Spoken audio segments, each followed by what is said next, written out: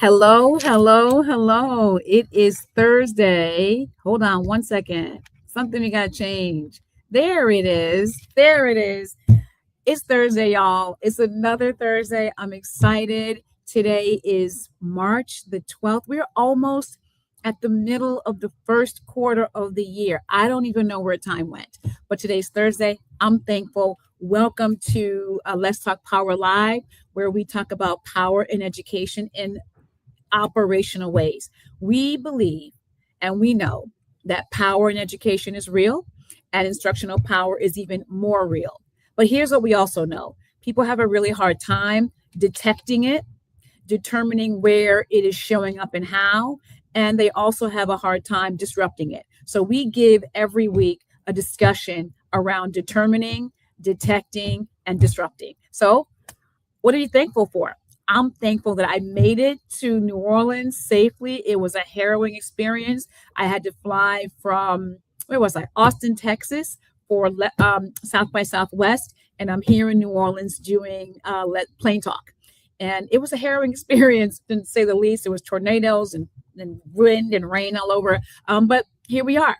But before we go any further, I want to ask you one question. Well, two questions. First question is, what are you thankful for? If you're joining us for the first time, welcome. If you are coming back and you're just coming back again for another time, let me know where you're from and let me know what you're thankful for. And the next thing is, if you are a subscriber, thank you so much for being a subscriber. If you are deciding to subscribe, we're going to invite you to take a moment. Please hit that subscribe button, hit the like button, share this with somebody, and leave us a comment. That's what I'm going to ask you to do. So today, we are going to continue our conversation about assessment. Assessment season is underway. It may not have started where you are, but it has started someplace. And when we say assessment season, we mean the entire time where we're looking at summatives or we're moving towards end of the year assessments at the course and grade level. And this week, I wanted to bring to our Let's Talk Power Live stage family space a woman who is dedicated to understanding how to build structures for learning. She is an expert in multilingual learners. I'm going to bring her to the stage in a few moments. But the first thing I always want to remind us of is, when I say power in education, what do I mean? And every week, I give you the definition of power in education. So let's keep that going. And here it is. Power in education is the instrument of democratic designs, and it is no less the instrument of power. The control of information, the shaping of understanding, and the influence of judgment are critical elements common to democratic design, power theory, and educational philosophy. And again, when we talk about what power is, it is a real thing in education as it is in every other facet of life. And instructional power is even more real. So when I talk about instructional power, what do I mean? And I give it to you every week. So here it is again. Instructional power can be understood as an educator's use of their state, district, and building ascribed job-related authority to afford or constrain a student's access to learning. That's what it is. This idea that educators from every level, state to the classroom, make decisions, have policies, engage in practices and procedures that either open doors for access to young people for learning or create barriers to that. So they constrain it or they open access to it. And with that, I want to bring to our family, our stage, a dear friend of mine, Melissa Lambert. She is the executive director in the Office of School Leadership and Engagement in Yonkers Public School. Decades of experience in multilingual learner development, leadership development. She has run schools. She has been at the district office. She has run her own company. Y'all, let me tell you what. My girl does it all and does it with grace and style, and if she will get after it. So I'm so excited to welcome Melissa Lambert to Let's Talk Power Live. Melissa, welcome to Let's Talk Power What's Live. good? What's good, Dr. Tanji? It's Um, such an honor to be here. it is such an honor for you to join me here. My, I remember the first time we were talking outside of work. We were at home and I was on the phone with you and I was cackling so loud. My husband's like, "Who are you talking to?" I'm like, "Oh, that's just my girl Melissa." So y'all are gonna be in for a treat because Melissa and I are gonna do the things that we do when we talk about education. She is extremely gifted in this work. She is extremely connected, not just connected, but committed to the work. So, Melissa, help us know who you are. Well, thank you so much for that. I think it's just such an honor and a privilege to be here to talk about this because we are so passionate about this. This is our work. This is our life. Right? I sit in Yonkers right now, but I think of myself first as a teacher, and I think what's maybe a little bit different, but we find similarities with one another when we're out there, is that it's a student first approach with me always, right? Like I always think about what does the student, what's the student's perspective, what's the student's experience, how can we work around that? That's really the goal. So I've done a few things. I'm really like the least important person in the room most of the Not time. necessarily.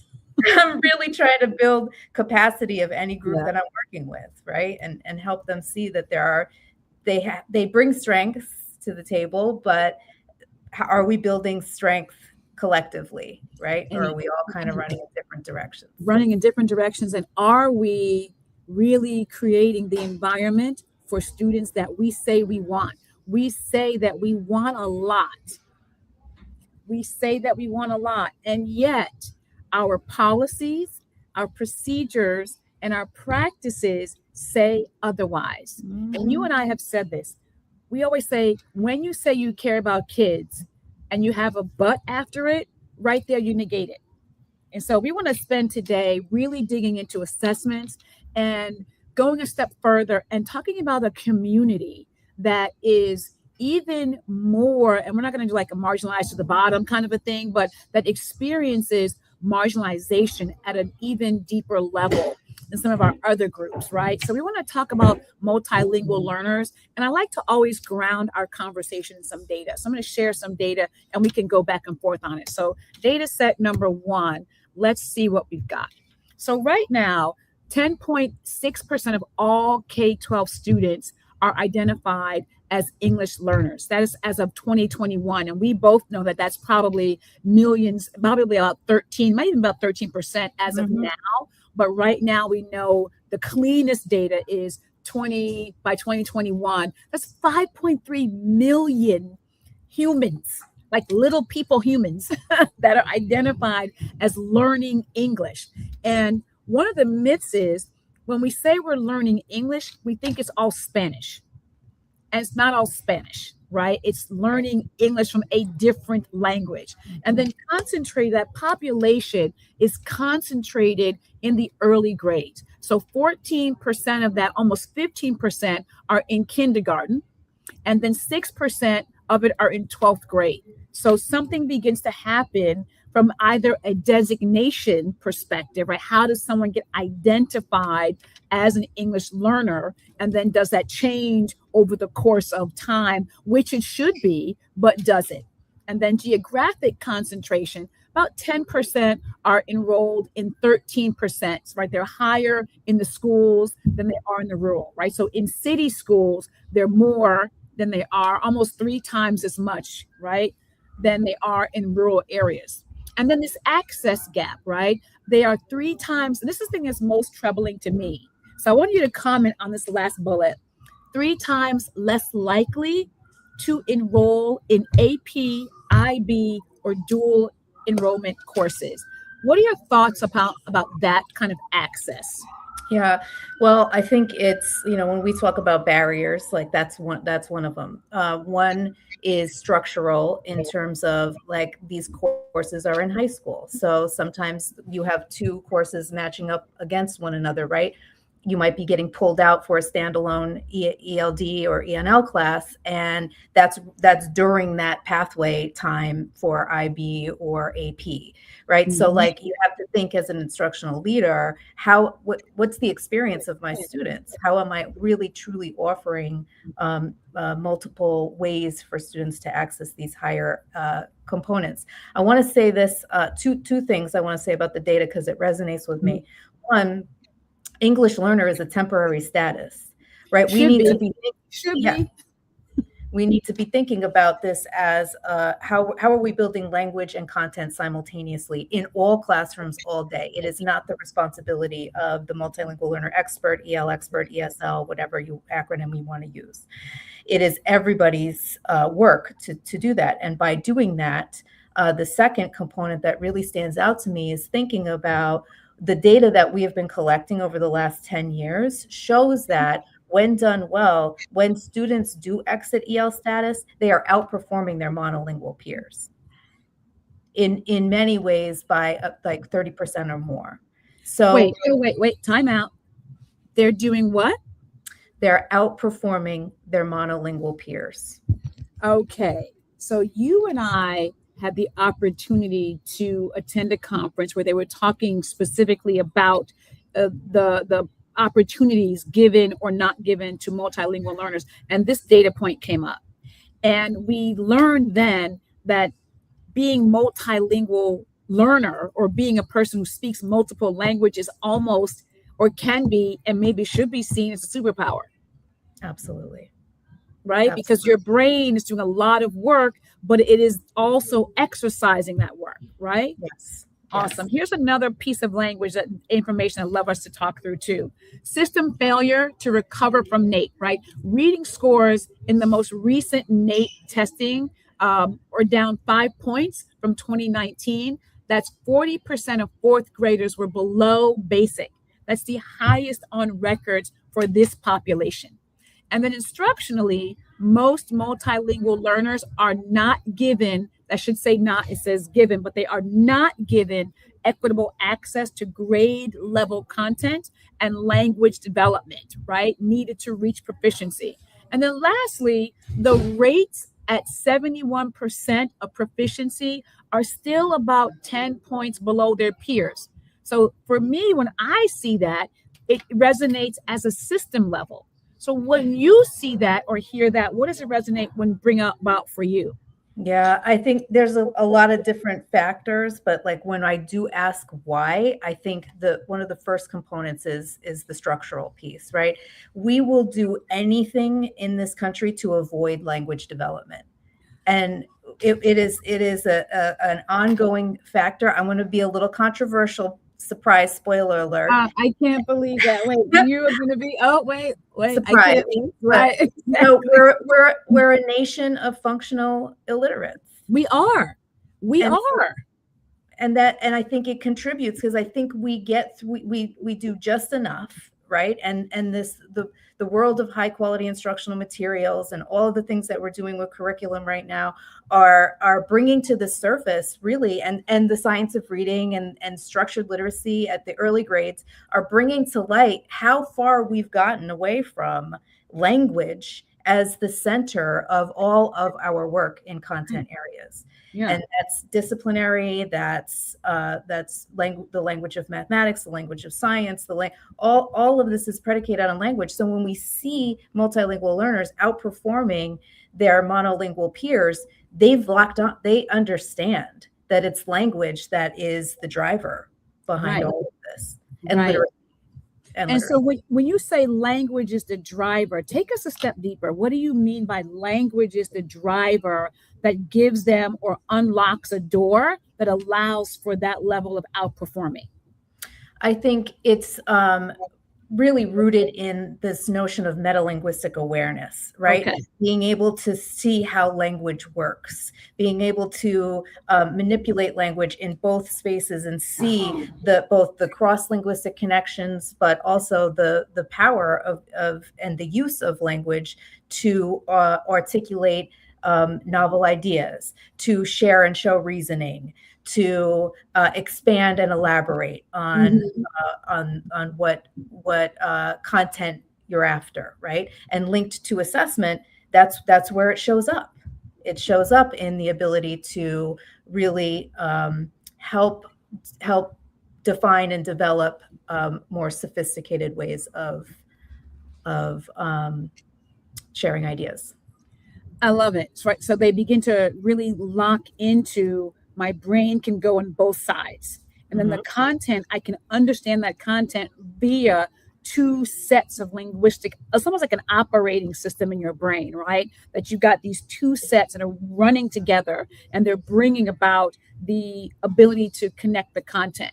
So we're in assessment season, right? And we both have been in places where assessment is done in ways, and I use the language of disenfranchisement, that in ways that just disenfranchise learners, right? So from a multilingual learner perspective, what is unique? What might be challenging that they're going to face during this time? Yeah, I think it comes back to the way we've, I don't know, kind of conceptualized assessment, right? Really, we're assessment saturated, but we don't have instructional power in assessment, right? And that means two things. We're not utilizing it in the way that we are, the technical aspects that it could be, right? And I'm specifically speaking about formative. We're obsessed with summative assessments, and we're living in summative assessments, and summative assessments have a very limited purpose, right? They do, right? Yeah. Where formative assessment has a lot of purpose. And I think for multilingual learners specifically, we have to be thinking about what's the purpose, and how are we expanding our notion of assessment, and how are we defining evidence? Is evidence filling in the blanks, or is evidence talk and the opportunity to move from informal conversation to academic? So back to that data before, the why is that we're living in this, like, that's good enough. Like, you got it out in an informal way, and that's good enough. And this happens not only to multilingual learners, but to all our marginalized learners at this all point. Of them. So absolutely. We leave it there where we're but all of these students have so much to give, and they're so agentive, and they're ready. They are ready to share. And we educators, the system limits that, because we don't go over the next hump, which is academic language. And that's not natural. Academic language is not natural. It's not natural. And if we take this idea of being an English learner, right? So I was born in the Bronx. I lived in New Jersey. I lived in North Carolina. I lived in Massachusetts. I live in Virginia. You have lived in New York. You've lived on the West Coast.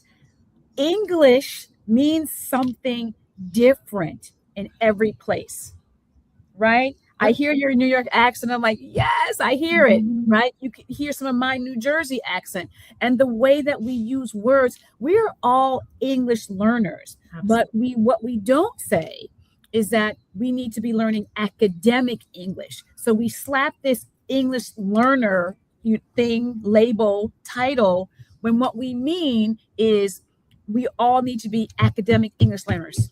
Yes. There's a difference, right? And so all of us are academic English learners. Even if I'm a native English speaker, we need to be much more specific, much more targeted in the way that we name something. Yes. So as we look at the idea of power in all of this, what are the power barriers that you see that really become challenging for English language learners, not just this time of year when we're getting into the summative bubble, right? And we're going to, stop teaching and move everybody around in cycles. Not just there, but Where's the power protection or disenfranchisement or even agency development? Where do you see that now, particularly unique to this population? Mm-hmm. I think a couple of things where there's a lot of myths, right? There's a lot of Yes. myths, and when we survey the general education core teachers, grade level teachers, they overwhelmingly respond with, "I don't know how." So there's like this learned helplessness that I consider a barrier, and I think I think people power protect around that because they don't want to learn, or there's fear, right? The root is fear. Right. The second thing is thinking about multilingual learners. Like, one of the myths that becomes a block is they need to know English before they can do this rigorous content. Right. And I think that's where, when we were looking back at those NAEP scores and we were looking at the gap or whatever, it's really clear that we have this misconception that we can't learn language and rigorous content simultaneously. And that's a barrier. That's a barrier. Absolutely. Because if you're waiting for somebody, it's like, if I know 1+1 in my home language, I can figure it out, but you got to give me the language. You got to give me your language. I can figure it out in my own language, but you've got to help me connect the dots. Mm-hmm. Yeah. Huge barrier. Huge barrier. And I think the way we look at data is another barrier too, right? Okay. We're still so deficit focused. Like, there's just such a deficit cloud around the way we think about data, the way we use data, the type of data we're collecting. We're missing a whole opportunity to learn about the way language develops alongside content. Like, for example, what we do really well is look at a scope and sequence and all of the markers for content. We don't do that well for language. Right. We have attempted that with standards like, or the 2020 data framework and the proficiency level descriptors. That helps to get there, but you need deep practice, and you need that kind of internalization along the way where you can see examples and you can look at student work and say, that kid's got content, they just need the language. Right. Or that kid needs both, right? So we need to think about assessment more about the authentic and less about living in these scores. But I will say this, we have developed ways here in New York to look at the scores. When we break down reading, listening, reading, speaking, and writing, and we look at their scaled scores individually in those modalities or domains. But we also look at points to proficiency, right? And we think about, okay, let's group. Now look at this. Some kids are within 20 points of proficiency. So how are we thinking about the data in terms of what are their strengths? When we analyze the data, and this happens across WIDA states as well, huge strengths in reading, in speaking, and the need is in writing. So once we do that, I get more of the core general education teachers going like, oh, I could do this. And then we can get into the more sophisticated, nuanced components that they need to focus on the daily. On a daily basis. You named something really interesting. Giving teachers access to some very specific tools or information sets that then unlocks their own fear, right? Because you and I've talked about this. Adult fear results in power protection, right? We protect two things, self and systems, right? And so if we are leaning into fear, then we're going to reduce the threat or perceived threat by protecting whatever we think is harming us, because that's how the brain's going to work. And that's something to really think about. And you named WIDA. So somebody out there doesn't know what WIDA is. So what is WIDA? WIDA is both a framework and of language development standards, right?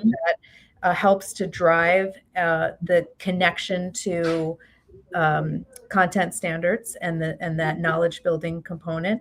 And there is an assessment aligned with that, right? Because we know nationally in the United States, as part of our regulations per state, every English learner has an entrance, you mentioned, the home language survey, then the initial assessment to understand where they are in their language learning. Then they have an annual assessment alongside their content assessment, right? So what, like, this underlying thing keeps coming up for me, which is like assessment fatigue, right? Like we're also like so obsessed with assessment that it's like we're all always missing the mark with the true opportunity and purpose of it. That's right. You know, we are, and one of the things that we say here is that we're data rich, but we're information poor because we have so much of it. We don't even know what to do with it, right? We just keep it all. And a lot of times when you get summative assessment, it's too late to do anything with it. As to formative, in the moment, you can begin at least to have a strategy to move past and forward through it, which is really, really important. So as we think through our time, I want to share some of our power framework ideas with you and get your reaction to them. As we apply this to, let's talk power for MLs, right? Their power and their position, we really want people thinking about where they are in the system. And while the adults have the authority, how can some of that authority be shared across with the students? And this idea of ownership, right? It refers to the degree to which people feel responsible for or connected and empowered to the work they're doing. How can that idea of ownership then be given to our students who are learning the academic English when they don't speak English, right? So it's both of those. It's I don't speak English and I'm learning school sanctioned forms of speech and writing and communication. And then my work. What is my work? The tasks, the thinking, the responsibilities are distributed. They are distributed, but I almost think that they're not distributed. They're just given and assigned. That's not distribution. It's you take it because I gave it to you, as opposed to building that O in the beginning of that. And then what's the environment created, and how do we help educators at every level think more critically about the relationships so that those outcomes from NAEP stop being a self-fulfilling prophecy and something that we navel gaze about? You know? Yep. I think about that all the time. And then all the time. Every week we're going to give power moves. So every week we give power moves. So here are some power moves, and let me know what you think about that. So the power move number 1, make the data transparent. Students need to understand the criteria and the purpose. That way it stops being mysterious and starts being developmental. Does this work for multilingual learners? Oh, absolutely. This is where that crossover begins, right? So that's where the what you're describing here is this asset-based approach, right? I've actually heard teachers say, well, they don't have language. Excuse me? They have language. They are coming with a fully mapped language system. It's our job to help ramp onto what's there and how we can build on that. Yeah. Power move number 2, share interpretive authority. Students need to reflect before adults begin to label them. Educators need to collect quantitative and qualitative insights to achieve balance. And leaders should ask assessments like, how do they feel? These are the questions. Our title for this week was the assessment questions adults are not asking. These are the questions that they're not asking, right? What's the qualitative piece? How are they feeling? And for a person who doesn't know the English, forget the academic, this feeling is even more important in my mind. What are your thoughts on that? 100%. I mean, if we're not valuing what the students are bringing to the table, why are we even in this work? It's really about understanding all of the assets that students bring to the table. And then also, how do they understand that? One thing that you said to me ages ago was about, if we want students to be agentive, we better be ready to receive it. And I said it today. I said the same thing today. You got to be ready for it. You got to be ready for it. And this is the moral imperative right here. Right. And then power move number 3, create conditions for empowerment. Adults actively supporting students in developing goals based upon their knowledge and assessment results. not what we think, but on their own understanding. If we go back to power move number one, leaders are examining the learning environment of power protecting patterns and adjusting for agency development. This is critical for multilingual learners in their environment. Agreed. Yeah, Absolutely. absolutely. Very powerful. Yeah. So as we begin, this is the fastest 30 minutes. We're almost out of time. This has been fantastic. Want to just alert people to a couple of things. We are doing our drive data. This goes back to what you said, Melissa, about, we have a lot of data, but we don't have the information. So we have a tool that we're working people through. I'd love to hear your thoughts on it. The data's responsibility. We really think we want people to think about who is responsible and for the understanding of the data. And then how is it being responded to? Is it instructionally aligned? Is it valuable? Not just valuable from a numbers perspective, but valuable holistically. And does it create empowerment? What are your thoughts on something like this? You're in Yonkers, so what does it look like for somebody in Yonkers to think through this lens? What I really love about this, especially for people who are sort of mired in implementation of high quality instructional materials, and they might be losing sight, like they're living in the technical all the time. This is the kind of tool that can really help break that and reveal the barriers that we described and help people to course correct, because assessment has become so much about the doing and not about the reflection. And I think we're missing the opportunity, because every assessment should drive an instructional decision. And that is the power component. That's right. And that empowerment piece, make sure kids are partners. I cannot say it enough. Kids have got to be partners in the process, and we keep not doing it. We keep assessing to them, on them, but not with them. Yep. And that's really important for us to think about. And then always, every week, we give them a gem for your journey. We are continuing our work. Always the book, always the book. Get your book. It is right available to you in lots of places. The QR code is there. The link is there. Would love for you to make sure you have it. There's a way to get it on Amazon. Go ahead and get that for yourselves. And then we're continuing our data drive tool. We have the R from last week. The D from last week. And then we're going to continue with the D and make sure that we are looking at data responsibility and being responsive to your data. And as a quick recap, you know what? Measurement carries power all the time. Assessment processes are a leadership decision. There are 3 ways to do this. We talked about that. The language differences, looking at the way in which access is made open or not. And then we want people to be responsive, instructionally aligned, valuable, and empowering. And that's what we got. So, Melissa, how can people get a hold of you? Where can they find you? Oh my goodness. I'm always available in Yonkers. That's right. Go to Yonkers, people. Hit me up. Hit her up in Yonkers. She's also available on LinkedIn. And even if you just have a question about what are you doing, it's true. Anytime. I'm very accessible. Very accessible. Will answer any question. I've told her, Melissa, you're helping too much, my friend. But this is a person, if you are looking at the way you think about how you're supporting your multilingual learners, this is the woman to talk to. And so we want to thank you again. Remind you, if what you're hearing right now resonates with you, please make sure you hit that subscribe button. Make sure you like this. Leave me a comment. I will respond to any comment, and make sure that you drive your data. And we will see y'all next week. Oh, I have Dr. Julie Washington next week. Yes, I do, girl. And we're going to be continuing the language conversation. So we talked about language today with Melissa Lambert. We will continue that conversation with Dr. Julie next week. So everybody, have a wonderful rest of your Thankful Thursday. Thank you.